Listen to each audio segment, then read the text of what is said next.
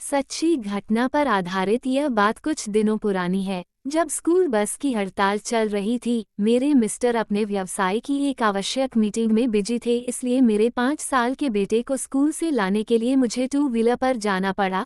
जब मैं two wheeler से घर की ओर वापस आ रही थी, तब अचानक रास्ते में मेरा बैलेंस बिगड़ा और मैं एवं मेरा बेटा हम दोनों गाड़ी सहित नीचे गिर गए। मेरे शरीर पर कई खरोंच आए, लेकिन प्रभु की कृपा से मेरे बेटे को कहीं खरोंच तक नहीं आई। हमें नीचे गिरा देखकर आसपास के कुछ लोग इकट्ठे हो गए और उन्होंने हमारी मदद करनी चाही। तभी मेरी कामवाली बाई राधा ने मुझे दूर से ही देख लिया और वह दौड़ी चली आई। उसने मुझे सहारा देकर खड़ा किया और अपने एक परिचित से मेरी गाड़ी एक दुकान पर खड़ी करवा दी। वो मुझे कंधे का सहारा देकर अपने घर ले गई, जो पास में ही था। जैसे ही हम घर पहुंचे, वैसे ही राधा के दोनों बच्चे हमारे पास आ गए। राधा ने अपने पल्लू से बंधा हुआ 50 का नोट निकाला और अपने बेटे राजू को दूध, बैंडेज एवं एंटीसेप्टिक क्रीम लेने के लिए भेजा तथा अपनी बेटी रानी को पानी गर्म करने को बोला। उसने मुझे कुर्सी पर बिठाया तथा मटके का ठंडा जल पिलाया। इतने में पानी गर्म हो गया था। वो मुझे लेकर बाथरूम में गई और वहां पर उसने मेरे सारे जख्मों को गर्म पानी से अच्छी तरह से धोकर साफ किए और बाद में वो उठकर बाहर गई। वहां से वह एक नया टॉवेल और एक नया गाउन मेरे लिए लेकर आई। उसने टॉवेल से मेरा पूरा बदन पोंछा तथा जहां आवश्यक था वहां बैंडेज लगाई, साथ ही जहां मामूली चोट थी वहां पर एंटीसेप्टिक क्रीम लगाया।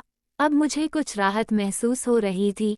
उसने मुझे पहनने के लिए नया गाउन दिया। वह बोली, यह गाउन मैंने कुछ दिन पहले ही खरीदा था, लेकिन आज तक नहीं पहना। मैडम, आप यही पहन लीजिए तथा थोड़ी देर आप रेस्ट कर लीजिए। आपके कपड़े बहुत गंदे हो रहे हैं, हम इन्हें धोकर सुखा देंगे, फिर आप अपने कपड़े बदल लेना। मेरे पास कोई चॉइस नहीं थी। मैं गाउन पहनकर बाथरूम से बाहर आई। उसने झटपट अलमारी में से एक नया चद्दर निकाल और पलंग पर बिछाकर बोली, आप थोड़ी देर यहीं आराम कीजिए। इतने में बिटिया ने दूध भी गर्म कर दिया था। राधा ने दूध में 2 चम्मच हल्दी मिलाई और मुझे पीने को दिया और बड़े विश्वास से कहा, मैडम आप ये दूध पी लीजिए, आपके सारे जख्म भर जाएंगे।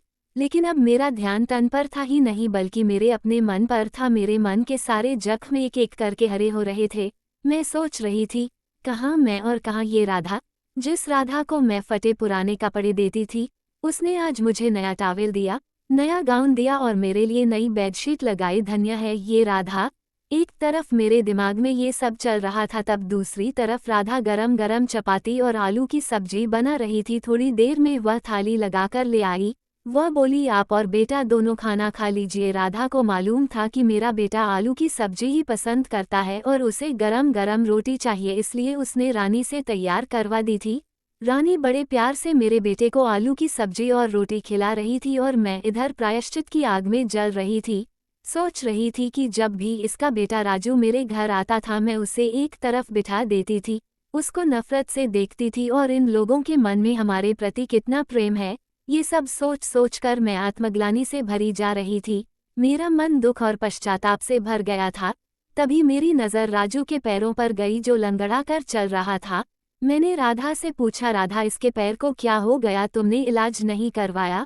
राधा ने बड़े दुख भरे शब्दों में कहा, मैडम इसके पैर का ऑपरेशन करवाना है, जिसका खर्च करीबन 10,000 रुपये है। मैंने और राजू के पापा ने रात दिन मेहनत करके 5,000 तो जोड़ लिए हैं। 5,000 की और आवश्यकता है। हमने बहुत कोशिश की, लेकिन कहीं से मिल नहीं सके। ठीक है, भगवान का भरोसा है, जब आएंगे तब इलाज हो जाएगा, फिर हम लोग कर ही क्या सकते हैं। तभी मुझे ख्याल आया कि राधा ने एक बार मुझसे 5,000 रुपये अग्रिम मांगे थे और मैंने बहाना बनाकर मना कर दिया था। आज वही राधा अपने पल्लू में बंधे सारे रुपए हम पर खर्च करके खुश थी और हम उसको पैसे होते हुए भी मुकर गए थे और सोच रहे थे कि बला टली। आज मुझे पता चला कि उस वक्त इन लोगों को पैसों की कितनी सख्त आवश्यकता थी। मैं अपनी ही नज़रों में गिरती ही चली जा रही थी। अब मुझे अपने शारीरिक जख्मों की चिंता बिल्कुल नहीं थी, बल्कि उन जख्मों की चिंता थी जो मेरी आत्मा को मैंने ही लगाए थे। मैंने दृढ़ निश्चय किया कि जो हुआ सो हुआ, लेकिन आगे जो होगा वह सर्वश्रेष्ठ ही होगा। मैंने उसी वक्त राधा के घर में जिन जिन चीज़ों का अभाव था उसकी एक लिस्ट अपने दिमाग में तैयार की। थोड़ी देर में मैं लगभग ठीक हो गई। मैंने अपने कपड़े चेंज किए, लेकिन वह गाउन मैंने अपने पास ही रखा और राधा को बोला, ये गाउन अब तुम्हें कभी भी नहीं दूंगी, यह गाउन मेरी जिंदगी का सबसे अमूल्य तोहफा है। राधा बोली, मैडम ये तो बहुत हल्की रेंज का है, राधा की बात का मेरे पास कोई जवाब नहीं था। मैं घर आ गई लेकिन रात भर सो नहीं पाई। मैंने अपनी सहेली के मिस्टर, जो कि हड्डी रोग विशेषज्ञ थे, उनसे राजू के लिए अगले दिन का अपॉइंटमेंट लिया। दूसरे दिन मेरी किटी पार्टी भी थी लेकिन मैंने वो पार्टी कैंसिल कर दी और राधा की जरूरत का सारा सामान खरीदा और वह सामान लेकर मैं राधा के घर पहुंच गई। राधा समझ ही नहीं पा रही थी कि इतना सारा सामान एक साथ में उसके घर में क्यों लेकर गई।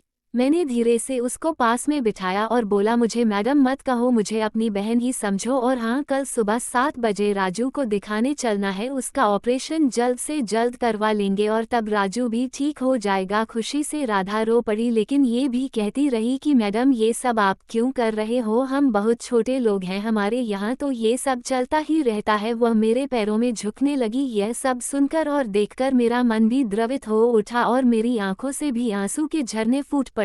मैंने उसको दोनों हाथों से ऊपर उठाया और गले लगा लिया। मैंने बोला, बहन रोने की जरूरत नहीं है, अब इस घर की सारी जवाबदारी मेरी है।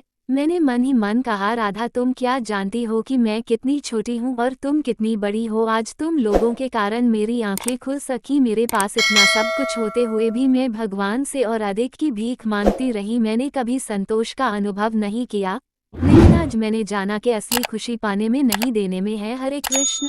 आपको स्टोरी अच्छी लगी तो लाइक और कमेंट्स करें एवं सुनील जी के चैनल स्पिरिचुअल मोटिवेशन को सब्सक्राइब करें। धन्यवाद।